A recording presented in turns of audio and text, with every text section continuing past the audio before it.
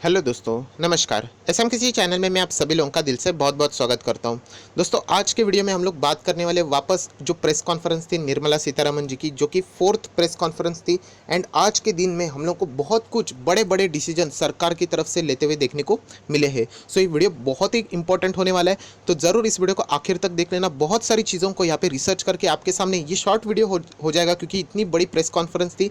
उसका जो जितना भी समरी रहेगा ये आपको ये 10 से 15 मिनट के वीडियो में समझ में आ जाएगा। इससे रिलेटेड कौन से शेयर्स है जिनके ऊपर हम लोगों ने फोकस रखना है, ये भी मैं आप लोगों को इस शेयर मतलब इसी वीडियो में मैं आप लोगों को सारी चीज़ें बताने वाला हूँ। तो चलिए दोस्तों, वीडियो को स्टार्ट करते हैं, बट उससे पहले ज़रूर इस वीडियो को लाइक कर देना। आप लोग लाइक करना भूल जाते हो, एंड फर्स्ट टाइम आए रहेंगे तो इस चैनल को सब्सक्राइब करके बेल आइकन को भी प्रेस कर देना, तो जो भी मेरा नया लेटेस्ट नोटिफिकेशन रहेगा वीडियो से रिलेटेड वो आप तक पहुँच जाएगा।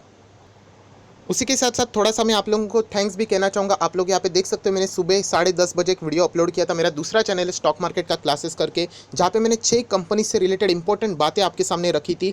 तो ज़रूर इस वीडियो का अभी तक आप लोगों ने नहीं देखा है तो ऊपर आई बटन पर क्लिक करके देख लेना। बहुत ही ज़बरदस्त वीडियो है जो कि यहाँ पर मैंने आपके लिए यहाँ पर बनाया है। तो चलिए दोस्तों, इस वीडियो को कंटिन्यू कर लेते हैं। आज की प्रेस कॉन्फ्रेंस बहुत ही बड़ी थी, बड़ी इन द सेंस बहुत सारे पॉइंट्स को यहाँ पे कवर किया गया था। एंड सबसे पहली बात, यहाँ पे जो फोकस था आत्मनिर्भर भारत, वापस यहाँ पे कंसिस्टेंटली उसी चीज़ों को यहाँ पे दोहराया गया है कि यहाँ पे हम लोगों को अभी सारी चीज़ें जो इंडिया में ही है यहाँ पे मैन्युफैक्चरिंग करनी पड़ेगी। जो एक्सपोर्ट हमारा बिल जो बहुत ही एक्सपोर्ट नहीं, माफ़ कीजिएगा, इंपोर्ट, जो हम लोग बाहर से जो चीज़ें मंगाते थे उसका बिल हम लोग को यहाँ पे रिड्यूस करना है, तो हमारे पास ज़्यादा पैसा यहाँ पे बच सकता है। सो अलग अलग सेक्टर से रिलेटेड उन्होंने यहाँ पे चीज़ें की है। एंड जैसे मैंने आप लोगों के सामने एक नंबर ओपन किया जो कि है 8। यस दोस्तों, यहाँ पे कुल मिला के 8 सेक्टर्स यहाँ पे सरकार ने यहाँ पे कवर किए, फाइनेंस मिनिस्टर ने यहाँ पे कवर किए, जिससे रिलेटेड आज की प्रेस कॉन्फ्रेंस यहाँ पे ली गई थी। तो इस 8 सेक्टर में कौन कौन से आते थे, तो कोल, मिनरल, उसी के साथ साथ अगर हम लोग बात करें तो डिफेंस प्रोडक्शन, एयर स्पेस, उसी के साथ साथ एयरपोर्ट से रिलेटेड, एमआरओ से related, power distribution companies, space sector and atomic energy. ये 8 चीज़ें यहाँ पे 8 सेक्टर्स डिफरेंट हम लोग को यहाँ पे कवर करते हुए देखने को मिले। तो चलिए एक एक सेक्टर को यहाँ पे देखते हैं, उनसे रिलेटेड क्या क्या ज़बरदस्त ब्रेकिंग न्यूज़ हम लोग को देखने को मिली है, जो कि यहाँ पे आज प्रेस कॉन्फ्रेंस में देखने को मिली है। सबसे पहली बात, कोल। यस दोस्तों, कोल से रिलेटेड बहुत ही ज़बरदस्त धमाके देखने को मिले, बहुत ही शॉकिंग चीज़ें भी देखने को मिली है, जो कि मैं आप लोगों के सामने अभी यहाँ पे बता रहा हूँ। सबसे पहले यहाँ पे उन्होंने कहा है कि कोल गैसिफिकेशन को बढ़ावा देना होगा। वापस कह रहा हूँ, कोल गैसिफिकेशन को यहाँ पे बढ़ावा देना होगा। इसका मतलब ये है दोस्तों, कोल को यहाँ पे गैस में कन्वर्ट करना पड़ेगा यहाँ पे, एंड जो ऐसा करेगा उनको यहाँ पे सरकार अलग से इंसेंटिव भी देने वाली है। उसी के साथ साथ यहाँ पे और भी कुछ बड़े बड़े ऐलान सरकार ने यहाँ पे किए कोल से रिलेटेड, जैसे कि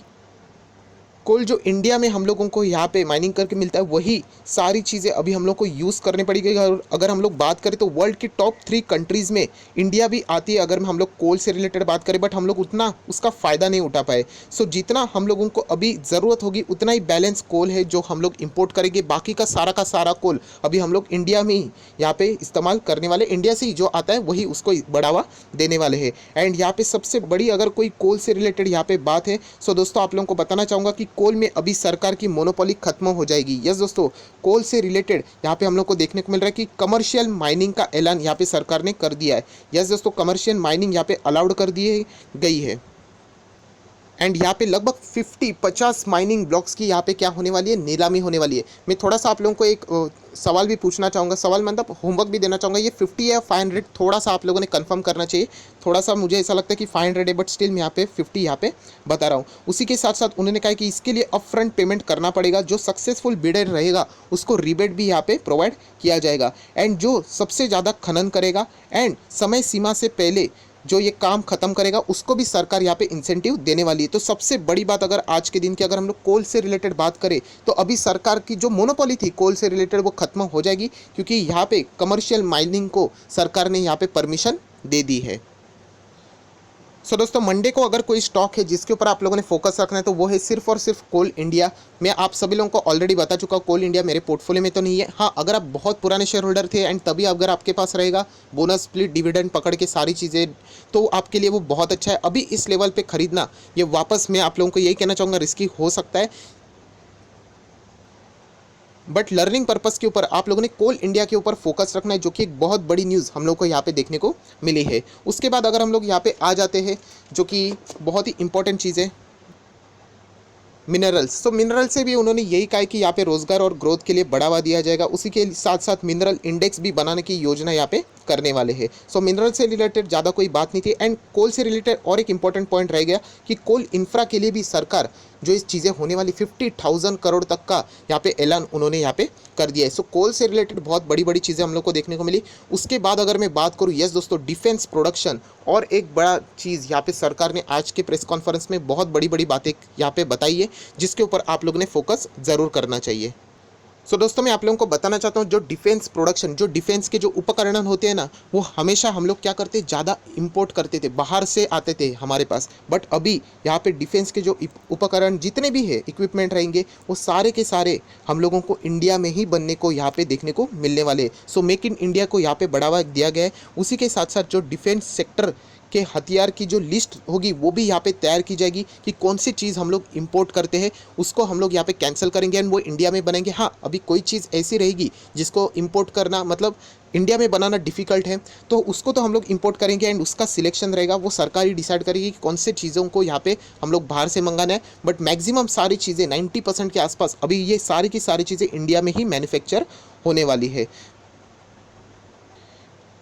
एंड इसीलिए जो चीज़ें हम लोग इंपोर्ट किए जाते थे, सो कुछ डिफेंस के जो प्रोडक्ट है उसके इंपोर्ट के ऊपर सरकार अभी कंप्लीटली रोक लगाने की तैयारी में लगी हुई है।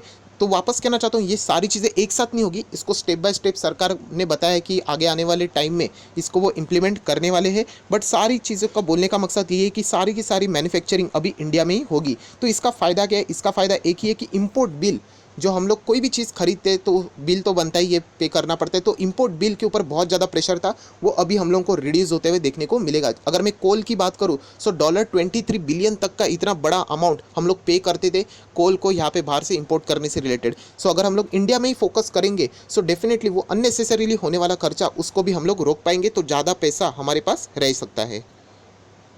सो दोस्तों, उसके बाद सबसे बड़ी ब्रेकिंग न्यूज़ थी, वो थी FDI in a defence. Yes दोस्तों, डिफेंस से रिलेटेड जो एफडीआई रहता है 49% तक का आप लोगों को यहाँ पे चीज़ें देखने को मिलेगी। FDI policy in a defence sector आप लोग पढ़ सकते हैं। ये 49% ये एक्चुअली पुराना है। अगर आप लोग थोड़े 1-2 घंटे के बाद देखोगे या फिर शायद से कल देखोगे, तो 49% अभी हम लोग को कट होते हुए देखने को मिलेगा। ये सरकार ने बढ़ा के 74% कर दिया है। मतलब अप टू 74% तक का यहाँ पे कोई भी परमिशन की रिक्वायरमेंट यहाँ पे नहीं रहने वाली है। सो ये बहुत ही ज़बरदस्त ब्रेकिंग न्यूज़ थी, जो कि हम लोगों ने यहाँ पे देख ली है। सो ये जो लिमिट है वो कैसे बढ़ाएंगे, तो वो भी बताना चाहता हूँ। ये ऑटोमेटिक रूट से यहाँ पे ये सारी चीज़ें बढ़ाई जाने वाली, जो कि एक ज़बरदस्त न्यूज़ हम लोगों को फिलहाल देखने को मिल रही है। सो ये सारे इंपॉर्टेंट पॉइंट्स थे दोस्तों आज के दिन के लिए, जो कि आप लोग यहाँ पे देख सकते हैं। सारी चीज़ें मैंने एक ही वीडियो में समरी के फॉर्म में आप लोगों को यहाँ पे बता दिए। उसके बाद ऑर्डिनेंस फैक्ट्री बोर्ड, मुझे नहीं पता आप लोगों को पता है भी या नहीं। आप लोग ज़रूर थोड़ा सा टाइम निकाल के ये क्या होता है आप लोगों ने ज़रूर पढ़ना चाहिए। डिफेंस से रिलेटेड जिन लोगों को नॉलेज है, मुझे नहीं पता कि उनको यहाँ पे ये चीज़ें की डिटेल एक्सप्लेनेशन की कोई ज़रूरत है। दोस्तों, बहुत बहुत इंटेलिजेंट लोग इस फैक्ट्री में यहाँ पे काम करते हैं। बहुत ही ज़बरदस्त इनमें पोटेंशियल होती है। आप देख सकते हैं डिफेंस से रिलेटेड, हार्डवेयर, इक्विपमेंट से रिलेटेड ये सारी चीज़ें आप लोगों को यहाँ पे बनती हुई देखने को मिलेगी। एंड ऑर्डिनेंस फैक्ट्री बोर्ड का यहाँ पे कॉर्पोरेटाइजेशन होने वाला है दोस्तों। यस, वापस कहना चाहता हूँ, अनुराग ठाकुर जी ने भी कहा है कि निगमीकरण होने वाला है, निजीकरण नहीं। सो इससे रिलेटेड अफवाहें मत उड़ा देना, क्योंकि ऑलरेडी इस चीज़ को लेकर बहुत ही हॉट टॉपिक वहाँ पे चल रहा है। सो कॉर्पोरेटाइजेशन होने वाला है, जिसको हम लोग निगमीकरण बोलते हैं। सो ये एक ऑर्डिनेंस फैक्ट्री के लिए बहुत ही अच्छी बात है, क्योंकि यहाँ पे टैलेंट बहुत भरा हुआ है एंड यहाँ पे जो क्वालिटी रहेगी उसको हम लोग इम्प्रूव करने के लिए यहाँ पे हेल्पफुल ज़रूर मिल सकेगी। सो जितना ऑप्टिमस आउटकम जो हम लोगों को यहाँ पे मिलना चाहिए, जो आउटकम आता है उतना नहीं मिल रहा है। सो इस फैसले के बाद हम लोग कह सकते हैं, कॉर्पोरेटाइजेशन के बाद ज़रूर यहाँ पे हम लोग को ऑर्डिनेंस फैक्ट्री बोर्ड से यहाँ पे मिल पाएगा। सो दोस्तों, अगर हम लोग डिफेंस की बात करते तो यस, हिंदुस्तान एरोनॉटिकल्स लिमिटेड, इस कंपनी के ऊपर आप फोकस रख सकते हो। उसी के साथ साथ अगर हम लोग थोड़ा सा और आगे जाके, तो भारत डायनामिक्स, इस कंपनी के ऊपर भी आप फोकस रख सकते हो। ये सारे शेयर्स में आप लोगों को कह रहा हूँ, नोट डाउन करके ज़रूर रख लेना। एल यस दोस्तों, एल भी डिफेंस में बहुत ज़्यादा यहाँ पे हाथ बार बटाती है इंडिया के, इसमें उसके ऊपर आप फोकस रख सकते हो। उसी के साथ साथ अगर मैं बात करूँ तो BEML, यस दोस्तों BEML भी अगर हम लोग बात करें डिफेंस से रिलेटेड बहुत ज़्यादा काम करती है। अगर आपको नहीं पता तो विकीपीडिया के ऊपर जाके भी अगर आप सर्च करोगे इंडस्ट्री से रिलेटेड तो माइनिंग से रिलेटेड ऑलरेडी ये कंपनी उसमें काम करती है, कंस्ट्रक्शन भी है एंड डिफेंस आप देख सकते हो, डिफेंस में भी BEML का कंपनी का बहुत ही बड़ा हिस्सा हम लोगों को देखने को मिलता है। वापस कह रहा हूँ कि ये सारे शेयर्स खरीदने नहीं है, आप लोगों ने स्टडी करना है, ये सारी चीज़ें आप लोगों ने सीखनी होती है, तो आप लोगों को लंबी अवधि में क्या करना चाहिए ये आपको समझ में आ जाएगा। उसी के साथ साथ आप देख सकते हैं भारत इलेक्ट्रॉनिक्स, ये भी कंपनी के ऊपर आप लोगों ने फोकस रखना चाहिए, जो कि और भी आप लोगों ने बाद में जो चीज़ें उसके ऊपर ये सारे शेयर्स रिपीट होने वाले। उसके बाद आप लोग यहाँ पे देख सकते हैं सिविल एविएशन से रिलेटेड, यस दोस्तों एविएशन सेक्टर से रिलेटेड भी बहुत बड़ी बड़ी बातें बताई गई है। तो सबसे पहले उन्होंने कहा है कि जो हम लोग एयर स्पेस यूज़ करते हैं वो पूरा यूज़ नहीं करते, 60% के आसपास हम लोग को यहाँ पे इस्तेमाल करते हुए देखने को मिलेगा। सो अभी वो पूरा यूज़ करने से रिलेटेड यहाँ पे वो कम्युनिकेशन करने वाले, अगर मैं बात करूँ मिलिट्री अफेयर्स विभाग के साथ वो बातचीत करेंगे, तो उसके बाद जो प्लेन रहते हैं वो किधर भी नहीं घूम सकते। एयर स्पेस की मैंने जैसे बात की ना, तो उसके वजह से उनको लॉन्ग डिस्टेंस लेना पड़ता था, कोई डेस्टिनेशन के ऊपर जाना था, तो इसके वजह से उनका जो हम लोग कह सकते हैं फ़ायदा क्या हो जाएगा, 1000 करोड़ तक का पेट्रोल जो वाइट पेट्रोल यूज़ होता है वो यहाँ पे सेव हो जाएगा, इंपोर्ट भी यहाँ पे सेव हो जाएगा, टाइम भी सेव हो जाएगा, फ्यूल भी बच जाएगा। सो ये सारी चीज़ें हम लोग को एविएशन सेक्टर से रिलेटेड यहाँ पे देखने को मिल रही है। उसी के साथ अगर हम लोग बात करें PPP, मतलब यहाँ पे PPP बोलते हैं, मतलब प्राइवेट पार्टनरशिप के जरिए यहाँ पे 6 न्यू एयरपोर्ट्स की नीलामी का भी प्लान यहाँ पे सरकार ने बता दिया है। सो इन सारी चीज़ों का फ़ायदा हम लोग को एविएशन सेक्टर को होते हुए देखने को मिलेगा। न्यू एयरपोर्ट भी यहाँ पे बनाने की बात यहाँ पे PPP में की गई है। उसी के साथ साथ अगर मैं आप लोगों को बताना चाहता हूँ और एक इंपॉर्टेंट बात, MRO का फुल फॉर्म ये है दोस्तों, maintenance repair and overhaul. Yes दोस्तों, जो भी प्लेन्स रहते हैं ना उनका मेंटेनेंस बहुत ही इंपॉर्टेंट होता है। आप अपनी गाड़ी का मेंटेनेंस करते हो कि नहीं, बाइक हो या फिर 4 व्हीलर हो, तो वैसे प्लेन्स का तो जो मेंटेनेंस होता है ना ओवरऑल बहुत ही कॉस्टली होता है। सो ये सारी चीज़ें अभी कोई भी इंडिया से बाहर नहीं जाएगी, सारी की सारी चीज़ें हम लोग को इंडिया में ही होती हुई देखने को मिलने वाली। इनफैक्ट इंडिया ये भी प्लान कर रहा है कि बाहर के भी विदेशी जो प्लेन है वो हमारे इधर आए एंड MRO सर्विस का यहाँ पे लाभ उठाए। सो जो होने वाला जो खर्चा है वो अननेसेसरी बाहर नहीं जाएगा, सारा का सारा पैसा हम लोग को इंडिया में ही होते हुए देखने को मिलने वाला है। सो ये सारी चीज़ें जो प्लान सरकार ने किए वो बहुत ही अच्छे देखने को मिल रहा है, बट इसका फ़ायदा हम लोग को लॉन्ग रेंज में देखने को मिल सकता है, शॉर्ट रेंज में नहीं, क्योंकि आप सभी लोगों को पता है प्लेन तो फिलहाल बंद है। अगर एयरपोर्ट की मैं बात करूं तो ये है एक स्टॉक दोस्तों जिसके ऊपर आप लोगों ने नजर रखनी चाहिए, GVK पावर एंड इंफ्रास्ट्रक्चर। इससे पहले एयरपोर्ट्स के बहुत अच्छे अच्छे कॉन्ट्रैक्ट्स इनको मिले, पेनी स्टॉक है, यस इसमें निवेश बिल्कुल नहीं करना है। बहुत सारे लोगों ने जैसे ही देखिए ₹2.5 का स्टॉक चलो कूद पड़ते हैं, तो ऐसा बिल्कुल नहीं करना है। ये न्यूज़ के चलते हम लोग कह सकते हैं कि इनको ये कॉन्ट्रैक्ट शायद से आगे जाके मिल सकते। सो एविएशन सेक्टर से रिलेटेड अच्छी बातें देखने को मिली, तो इंटरग्लोब एविएशन के ऊपर भी आप फोकस रख सकते हो। उसके बाद स्पाइस जेट के भी ऊपर आप फोकस रख सकते हो, बट यस लॉन्ग रेंज में ये कंपनीज में अभी भी प्रेशर रहने वाला है। उसके बाद हम लोग थोड़ा सा और आगे जाते हैं, बहुत बड़ी प्रेस कॉन्फ्रेंस थी इसलिए मैंने कहा कि पावर सेक्टर इसको भी यहाँ पे सरकार ने कवर किया है, और सरकार ने क्लियर कट कहा है कि पावर सेक्टर उनको भी पता है कि बहुत ज़्यादा घाटे में चल रहा है, बट उन्होंने यहाँ पे कोई भी पावर कट नहीं करनी है। लोड शेडिंग अगर कोई करेगा तो उसको पिनलाइज किया जाएगा, ये सरकार ने यहाँ पे बताया हुआ है।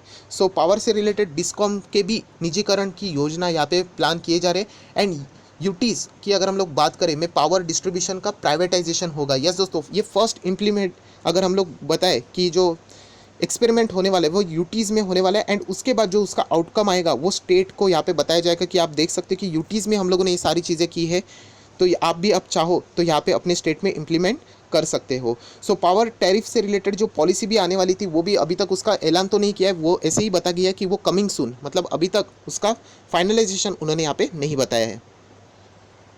सो दोस्तों पावर सेक्टर से रिलेटेड आप देख सकते हैं power generation and distribution, money control के वेबसाइट के ऊपर आप ये सारे स्टॉक्स देख सकते हो। ऑब्वियसली बहुत लंबी लिस्ट है, मैं एक एक शेयर निकाल नहीं सकता, जैसे कि लास्ट कुछ शेयर्स मैंने निकाल दिए थे, तो इनके ऊपर आप लोगों ने वापस फोकस ज़रूर रखना है। उसी के साथ साथ अगर हम लोग थोड़ा सा और आगे जाए, सो नेक्स्ट यहाँ पे आप देख सकते हो स्पेस एंड एटॉमिक एनर्जी से रिलेटेड यहाँ पे उन्होंने बात की है। स्पेस सेक्टर में जो निजी भागीदारी है उसको भी बढ़ाने के ऊपर यहाँ पे जोर देने वाला है, एंड उसी के साथ साथ जो निजी सेक्टर है इसरो की सुविधाएं भी यहाँ पे ले सकेंगे। सो ये भी कुछ चीज़ें हम लोग को space sector and atomic energy से रिलेटेड यहाँ पे देखने को मिली है। सो इस न्यूज़ के बाद अगर आप लोगों ने फोकस रखना है तो जैसे वापस दिखाना चाहता हूँ भारत इलेक्ट्रॉनिक्स, इस स्टॉक के ऊपर आप लोगों ने फोकस रखना है।